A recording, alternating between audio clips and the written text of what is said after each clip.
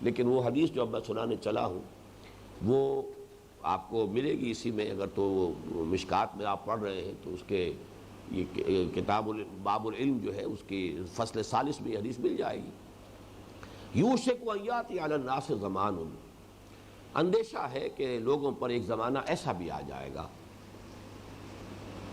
لا یبقى من الاسلام الا اسمہ ولا یبقى من القرآن الا رسمہ، اسلام میں سے سوائے اس کے نام کے کچھ نہیں بچے گا، اور قرآن میں سے سوائے اس کے رسم الخط کے کچھ نہیں بچے گا۔ متن تو ہے، موجود ہے، الفاظ ہیں، لکھے ہوئے ہیں، لیکن یہ کہ اس کے سوا کچھ نہیں۔ اس کی حقیقت کہیں دیکھنا چاہے مجسم شکل میں، کہیں وہ معاشرہ دیکھنا چاہے کہ کوئی 1 انچ زمین مل جائے جہاں وہ معاشرہ ہو جو قرآن پیدا کرنا چاہتا ہے، تو نہیں ملے گا۔ مساجدہم عامرۃ، ان کی مسجدیں بہت آباد ہوں گی، آباد بھی ہوں گی، شاندار بھی ہوں گی، عالی شان ہوں گی، سنگ مرمر کی بنی ہوگی، اور نہ معلوم کیا کچھ ہوگا، فانوس ہوں گے اور قالین ہوں گے، سب کچھ ہوگا۔ وَهِيَ خَرَابٌ مِّنَ الْهُدَىٰ، ہدایت سے خالی، تہی دست، ہدایت نہیں۔ علماؤہم شر الناس تحت ادیم السماء، اور ان کے علماء جو ہے آسمان کی چھت کے نیچے کے بدترین مخلوق ہیں۔ من عندہم تخرج الفتنۃ وفیہم تعود، ان کے اندر ہی سے فتنہ برآمد ہوگا اور انہی میں گھس جائے گا، واپس چلا جائے گا، یعنی فتنے اٹھانے اور فتنے پیدا کرنے کے سوا ان کا کوئی دھندا نہیں رہے گا۔ یہ علماء کا جو حال ہے، علماء سو جنہیں ہم کہہ دیتے ہیں عام طور پر، اور ظاہر بات ہے کہ اس وقت اکثریت کا حال وہی ہے۔ اگر نہ ہوتا تو امت کا یہ حال نہ ہوتا کہ جس حال کو ہم آج پہنچے ہوئے ہیں۔ یہ اس علم کا جو معاملہ ہے کہ جس کی وہ فضیلتیں جو آج کل آپ پڑھ رہے ہیں، اسی طریقے سے یہ بھی فرمایا ہے کہ کوئی شخص علم حاصل کرتا ہے صرف اس لیے کہ لوگوں کے اوپر دھوس جمائے اپنے علم کی، یا یہ کہ علماء کی محفل میں بیٹھ سکے، ان کے ساتھ ان کی اصطلاحات میں گفتگو کر سکے، معلوم ہو کہ انہی میں سے ہے، اور ان کے ساتھ ان کا ہم جلیس ہو سکے، بیٹھ سکے ان کی محفل میں وغیرہ وغیرہ، یا یہ کہ علماء کے ساتھ مناظرہ بازی کر سکے، تو پھر یہ ہے کہ اس کے لیے بڑی سخت وعید آئی۔ تو علم بھی ہے، حصول علم بھی ہے، عبادت کا معاملہ میں نے آپ کو اس حدیث کے حوالے سے بتا دیا، من صلی یرائی فقد اشرکا ومن صام یرائی فقد اشرکا ومن تصدق یرائی فقد اشرکا۔ حصول علم کا معاملہ ہے تو یہ ہے۔ اسی طریقے سے جہاد اور قتال فی سبیل اللہ، حضور سے پوچھا گیا صلی اللہ علیہ وسلم کہ ایک شخص ہے جو جنگ کرتا ہے اپنی شجاعت کے مظاہرے کے لیے، ایک دوسرا جنگ ہے، شخص ہے جو جنگ کر رہا ہے مال غنیمت کا اس کے سامنے جو ہے کچھ ہے نقشہ کہ ملے گا، اس کے لیے وہ بڑے جوش و خروش کے ساتھ میدان جنگ میں جا رہا ہے۔ ایک تیسرا جنگ ہے جو صرف حمیت، تیسرا شخص صرف حمیت کی وجہ سے جنگ کر رہا ہے، یعنی یہ کہ کسی خاص قبیلے کی جس کی طرف کے فوج کشی ہو رہی ہے، جس پر حملہ کرنا مقصود ہے، اگر اس سے کوئی خاندانی رنجش چلی آ رہی تھی تو آدمی اب ذوق و شوق کے ساتھ شریک ہو گیا ہے کہ اب مجھے موقع ملے گا کہ وہ پرانے سارے حساب کتاب جو ہے وہ چکا لوں۔ تو یہ وہ حمیت جاہلی جو ہے وہ اس کا اصل موٹیو بن گیا ہے۔ ان میں سے کس کو ہم سمجھیں کہ وہ مجاہد فی سبیل اللہ ہے؟ آپ نے فرمایا کوئی نہیں۔ مجاہد فی سبیل اللہ تو صرف وہ ہوگا جو قتال کرتا ہے صرف اس لیے لتکون کلمۃ اللہ ہی العلیٰ، اللہ کا کلمہ ہی سب سے اونچا ہو جائے، اس مقصد واحد کے تحت جس نے قتال کیا ہے اس کا تو وہ تو مجاہد فی سبیل اللہ ہے۔ باقی حمیت کی وجہ سے کیا ہو،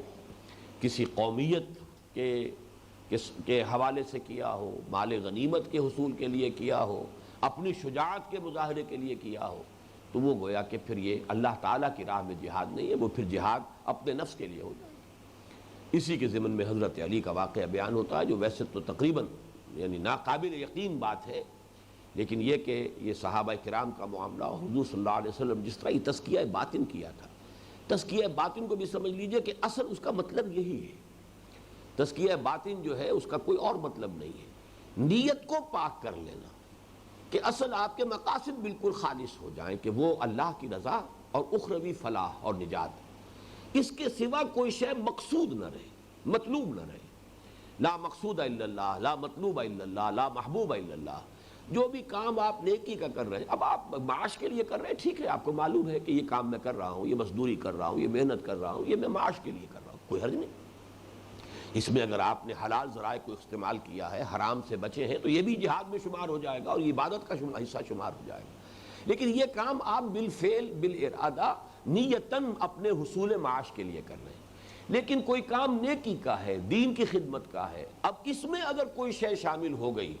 کوئی بھی اس کے اندر جو ہے وہ ناپاکی امپیورٹی کسی بھی اعتبار سے شامل ہو گئی، تو جیسے آپ کو معلوم ہے میتھمیٹکس میں بڑی سے بڑی رقم زیرو سے ضرب کھا کر زیرو ہو جاتی ہے،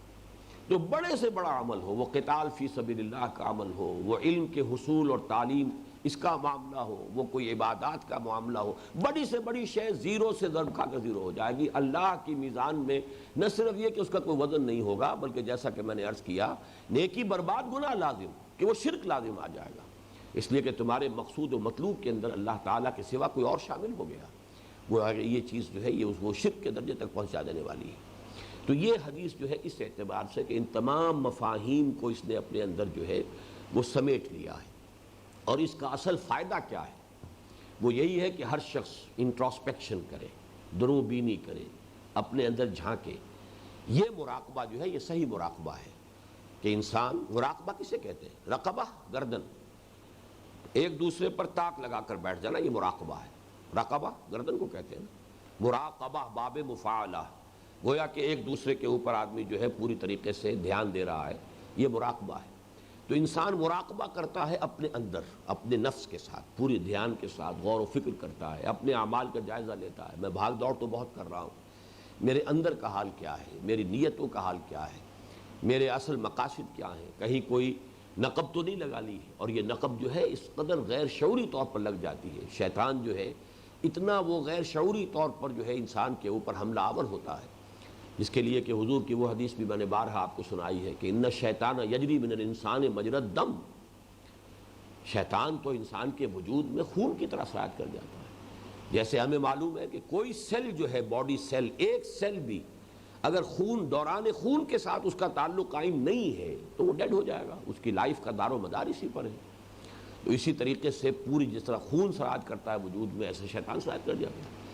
قرآن مجید میں فرمایا گیا انہو یراکم ہوا و قبیلہ من حیث لا ترونہم، یہ ابلیس لعین اور اس کے قبیلے والے، اس کے ساتھی، اس کے چیلے چانٹے تو تم پر وہاں سے تاک لگاتے ہیں، دیکھتے ہیں تمہیں، وہاں سے تمہیں ٹارگٹ کرتے ہیں جہاں سے تم انہیں نہیں دیکھ رہے۔ وہ تمہارے لیے ایک غیر مرئی جو ہے وجود ہے، جنات ہیں، اور وہ ابلیس خود ہے۔ انہو ہوا یراکم، انہو یراکم ہوا و قبیلہ من حیث لا ترونہم۔ اور اسی میں پھر وہ حدیث بھی مجھے یاد آ گئی کہ حضور نے فرمایا کہ یہ شرک خفی جو ہے، یہ ریاکاری والا شرک جو ہے، یہ کسی انتہائی تاریک رات میں سیاہ پتھر پر چلنے والی سیاہ چونٹی کو دیکھنا جتنا مشکل ہے، اتنا ہی ریاکاری کا سراغ لگانا مشکل ہے۔ اب یہ بھی تمثیل اور تشبیہ کا جو ہے یوں سمجھیے مبالغے کی آپ نے، حضور نے ساری جو ہے وہ انتہائیں جمع کر دی۔ انتہائی تاریک رات، سیاہ پتھر، اور اس پر سیاہ چیونٹی رینگ رہی ہے، تو جس طرح اس کو دیکھنا محال ہے، ایسے اس کا دیکھنا مشکل ہے۔ تو اس کے لیے تو بہت گہرے مراقبے کی ضرورت ہے، بہت تاک لگا کر بیٹھنا پڑے گا اپنے اوپر، اور اپنا سینسر کرنا پڑے گا، سیلف سینسر جو ہے انسان کرے اپنے آپ کو، تب کہیں جا کر جو ہے وہ اس بیماری سے نجات مل سکتی ہے۔ اس حوالے سے اس حدیث کی وہ اہمیت، جیسا کہ میں نے آپ کو بتایا کہ جو مقام اور مرتبہ ہمارے درس نمبر 2 کو، آیت البر کو حاصل ہے، مطالعہ قرآن حکیم کے منتخب نصاب میں، احادیث کے مجموعے کے اندر یہ حدیث در حقیقت اسی مقام پر ہے، اسی درجے میں ہے۔ یہی وجہ ہے کہ اس کثرت کے ساتھ جو ہے اس کی روایت بھی ہوئی ہے، اور اس کو تمام محدثین نے اپنے مجموعوں میں شریک کیا ہے، اور اکثر و بیشتر نے اسی سے شروع کیا۔ اس لیے کہ جب وہ خود بیٹھے جمع کرنے کے لیے تو ان کے اپنے سامنے یہ بات آئی ہے کہ ہمارا اپنا عمل کیا ہے، ہم خود یہ کس نیت سے کر رہے ہیں، اپنی تصحیح نیت بھی، کہ یہ صرف کوئی اپنی علمیت کا جو ہے وہ دھوس جمانے کے لیے، روب گانٹنے کے لیے یہ نہیں ہے، لوگوں میں محدث شمار ہونے کے لیے، مشہور ہونے کے لیے نہیں ہے، بلکہ یہ کہ در حقیقت یہ صرف اللہ اور اس کے رسول کے لیے اور دین کی خدمت اور اللہ کی رضا جوئی کے لیے یہ کام ہم کر رہے ہیں۔ تو اس کے لیے اپنی یعنی ایک طرح کی سیلف وارننگ کے طور پر اس حدیث کو گویا کہ وہ اپنے مجموعے کے شروع میں لے کر آئے ہیں۔ اللہ تعالی ہمیں بھی توفیق عطا فرمائے کہ ہم اپنی نیتوں کا اور اپنے محرکات عمل کا جائزہ لیتے رہا کریں، اور اس میں جہاں کہیں بھی کوئی خامی نظر آئے تو اس کی تلافی اور اس کی تصحیح کی کوشش کرتے رہیں۔